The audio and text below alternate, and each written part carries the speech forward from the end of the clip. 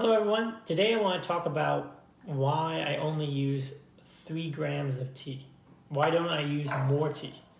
Now this is definitely more of a baseline and a place to start. Now it is true, I sometimes get a little OCD and I'll measure out exactly 3.00 grams of tea, especially if it's a newer tea. And it's a really good tool to use when trying out a new tea that you're unfamiliar with, because you can learn about the natural abundance that tea has to offer. And by using a small quantity of tea, obviously you also will need a smaller vessel if you're using 3 grams of tea, but by using a small amount of tea, you're seeing how far a very small amount of resource can go how far. It can be far too easy as tea drinkers because of the information available or the other types of teas we drink that often use 4, 5, 6, 7 grams, especially something like oolong, and then take that same process over to Puer. And it doesn't help that online you'll see a lot of things with Puer, which I've mentioned before as a buyer's beware market, so is the information available, is people will say things like 1 gram of tea pour 15 milliliters of water. These absurd ratios they're offering up. And I also did drink tea 5, 6 grams all the time. And it was more difficult to tell the quality of the tea when you use that much tea. Because if you get lucky enough to encounter old tea tree material, which I often have talked about in this Patreon and in this channel about how old tea trees are lighter and more subtle, but at the same time they're more durable because older tea trees have a deep root structure, large amounts of minerals and nutrition, which will inevitably go to the leaves, where smaller bush teas don't have that. So if I'm using a lot of tea leaves, 4, 5, 6 grams when brewing, or some absurd ratio like 1 gram to 10 milliliters of water, or 1 gram to 15 milliliters of water, what that's going to do is it's going to mask any subtlety the tea has to offer. It's just going to have such a strong taste profile, you're going to miss a lot. So then the question comes up, why do people have such extreme ratios? Why are so many people advocating large amounts of Puer? And this is a good question, because I before also used a large amount of Puer tea when I made tea, 5, 6, 7 grams. And then when I started to learn about ancient arbor tea, I found it difficult to understand when I used that much tea. One reason is, if you use 5, 6, 7 grams of tea, you probably are going to be able to get a lot of steepings, 10, 12, 13 steepings, regardless of quality, regardless of abundance, because there's so much tea in your gaiwan. So that can fulfill this stereotype that Puer tea can be steeped a lot. Now, what would be a very difficult thing for Puer tea to do, and this is why it's such a good test, is to only use 3 grams and see if that Puer tea can still do 10, 12 infusions. Wouldn't that be a good test of abundance, durability, and quality? And that is why I only use 3 grams. It gives me a very clear picture into the quality of the tea. If you took something that was smaller bush or teas that were overpicked, which is far too common of a problem because of the international demand to buy this tea, it's very common for farmers to be picking much more than 2 to 3 times a year, sometimes 5, 6, 7 times. That overpicking obviously leads to less abundance, less durability. So by using 3 grams, I get a really clear picture of seeing the natural abundance of the tea. It's a really, really strict and good test.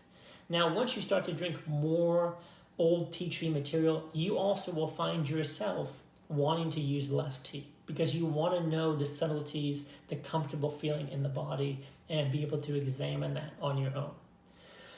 Now, with smaller bush teas, if you were to use 3 grams or even 2.5 grams, you may notice those teas can't be steeped long.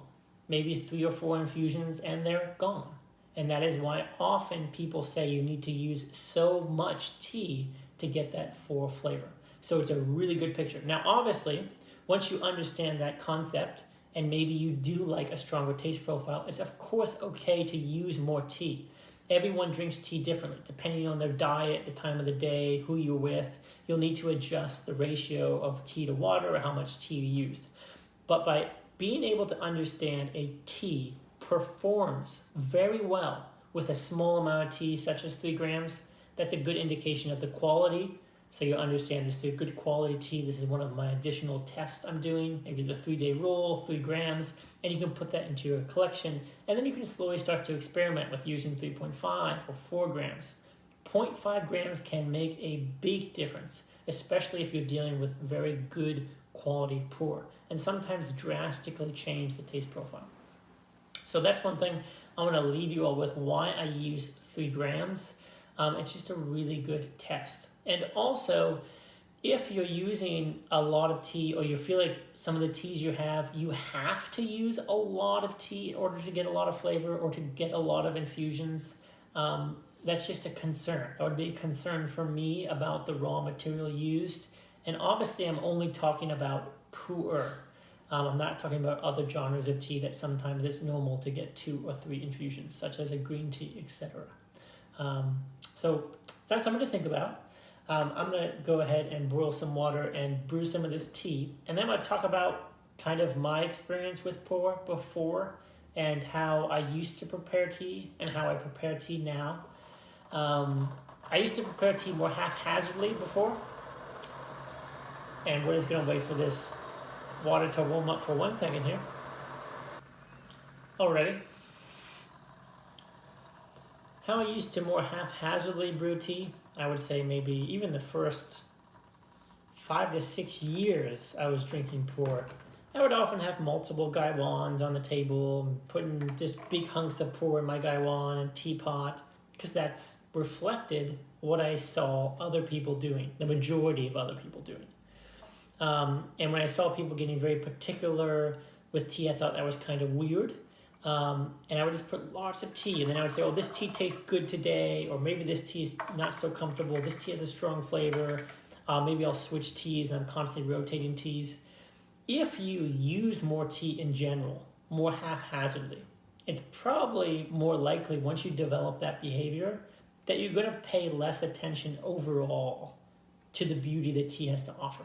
Because everything's haphazard, right? You're putting in larger chunks. And also, if you're in the habit of using 5, 6, 7 grams, tea gets exponentially more expensive. So you're probably going to be looking for more bargain purchases. And you're just going to have an overall, your view of tea, the quality of tea, and the quality and price ratio is just going to overall be subdued. It's going to be brought down to a different level. But if you're able to use a small amount of tea and find teas that have a great amount of abundance and quality and enjoyment from a small amount of tea, you're most likely going to take more care when brewing them. You're going to be more willing to spend more money to experience different types of teas that maybe you wouldn't normally think about buying because maybe they were out of your price range, but maybe you buy a small amount and try them. And it just opens up your world to a whole new type of opportunity. And even when I first was starting to get into like Danong teas 4 years ago or so, I was still using 5, 6 grams. I would just take off a huge hunk and put in my gaiwan. And I would just fill up my gaiwan and brew. And these teas would just last forever, like 25 infusions, which is far more durable than the teas I drank before when I was also using a lot amount of tea. And I just couldn't drink it. I couldn't drink it all. The tea always won. And I felt like I didn't cherish it because I was like, I just throw a lot in there. The cake disappeared. I could never finish this tea anyway. Do I really want to take the time to drink that much tea? And also by using that much tea, what happens is the flavor profile becomes too strong. So if a tea doesn't have abundance and a lot of diversity, maybe you need a strong flavor to make sure that tea has some kind of taste you think is valuable. But in the contrary, if it's from older tea trees, more nutrition, more minerals, and there's more subtleties and nuances this tea has to offer, by creating a very strong flavor, you will miss those subtleties. Because all those subtleties and nuances will kind of form into one big, strong flavor profile that may be difficult to understand on the palate. Now, obviously, if you drink a small bush tea and an old tea tree, 6 grams each, strong infusion, the feeling in the body of these two teas will be drastically different. But on the palate, just the taste profile, it may be difficult to understand. So by using a small amount of tea, you've already done the test, you know it's abundant, you know it's durable, you know it's good quality, you're using 3 grams. Now you can open up this whole other world of adjusting the way you brew tea. Try 3.2 grams. Try hotter temperature. Try a different gaiwan. Do different tea to water ratio. And experimenting all in this smaller gram amount. You'll be really shocked the flavor differences in a small gaiwan from 2 grams to 3 grams to 4 grams. It's quite drastic. It seems a little absurd to talk about it in this minute detail, but once again, if your raw material is coming from older tea trees and has an abundant amount of nutrition and minerals and nuances to explore, that concept makes more sense.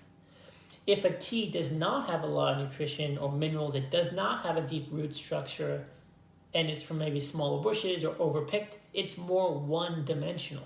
There's less to explore in this tea, making the only way to explore that type of tea adjusting more tea, 4, 5, 6, 7 grams. Then maybe you can get a slightly different flavor profile. But inside of old tea trees, very subtle changes of the temperature a few degrees, using 0.5 more grams, you get drastically different results. So it really comes down again to the raw material. And this is what that 3 grams is all about. And I've mentioned 3 grams in the past, but I never really went into detail on why I use this method so often. And so once you start to drink tea like this in the beginning, it may feel the tea is a little bit light. And that might have to do with your raw material. It might not, I'm not sure. But once you get more accustomed to drinking tea this way, you'll be able to make your body become more sensitive and better at understanding the quality of the tea. So just get used to it, experiment with it, and of course, once you've done this test and maybe it's not for you, you can always use more tea later on. But it's a really great way of learning the natural durability and abundance of the raw material of a Puer tea. So I hope that video was helpful. And of course, if you have any questions on this subject or previous videos, feel free to reach out anytime. And I look forward to seeing you in my next video. Thanks so much.